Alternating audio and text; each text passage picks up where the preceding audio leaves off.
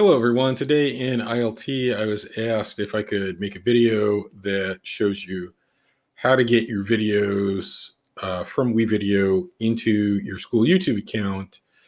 And we want to do that for a couple of reasons. First of all, YouTube will create closed captions automatically for you, and that's really big for accessibility. Also, it lets you create videos in WeVideo and have them private in your WeVideo environment, but lets you control the visibility in YouTube a lot easier. So that's also good for accessibility in a different sense of the word. So in order to create the video and get it up into YouTube, I'm going to start with, let's just say that this is my timeline. I've got my video edited the way I want it to be. I'm going to click the blue finish button in the upper right. And I always choose HD here because all the processing is going on in the cloud. And when we put it into YouTube, it's going to create an SD version anyway. So even families that maybe don't have real fast internet, who might do better with the SD version as far as streaming, they're going to have an SD version available anyway. Under the destinations, it's by default, it says, hey, I'm going to put this in your WeVideo exports tab. That's fine. I always put a WeVideo export in there. You're going to click this YouTube button. And what that's going to do is it's going to send a copy of the finished video to YouTube. And then I like to take this mark as public and toggle it off. That's going to keep it private in WeVideo. And it's also going to create the video in YouTube as a private video so that when it goes into YouTube, you can still go over to YouTube and edit some things before making it live on your channel. Then all you have to do is hit the blue export button. And then let's go over to YouTube and see what it looks like there. Okay, so to get to your school YouTube account, you can start off at one of your school Google screens and just use the Google waffle menu, the 9 dots up here in the upper right, and somewhere in here you should have a YouTube link. So once that loads, we'll get to see all the fun things that YouTube thinks I would like to watch. And actually, they're pretty spot on this time, which isn't too bad. Over here on the left, though, this is the Your Videos tab. This is where all of the videos that you have uploaded to your school YouTube account live. You can just click that tab. And here's all my school YouTube videos. So when your YouTube videos come in from WeVideo, remember how I had you toggle that privacy setting on the export screen in WeVideo? They're going to come in as a private visibility. That means only you or somebody that you designate in YouTube can see the video. Now, I didn't actually export that video in the last segment, so we're looking at some videos that are already previously uploaded. So this is like my transfer grades video, which was the last thing that I did before the current video that you're watching. But it all works the same. So when it comes in, it's going to be in your list. It's actually going to be at the top of your list probably. And if you mouse over it, you're going to get some buttons, and you're going to want to use the details one, the one that looks like a pencil. If you want to change the title, you can. It's going to pull over whatever you titled it in WeVideo.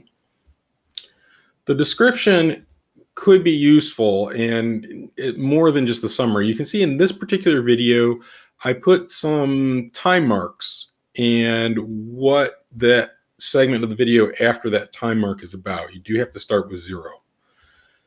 But what this is called putting chapters in your YouTube video. And this could be useful if you've got a bunch of different topics and you want people, when they mouse over the progress bar at the bottom of the video, they can see which part of the video is about which topic. So where might you want to use this? Well, for example, let's say you were teaching you were trying to teach how to solve pairs of linear equations in algebra. So you could have a chapter that is a summary of how to use the substitution method, a chapter that's a summary of how to use addition, another chapter that's a summary of how to use matrix method.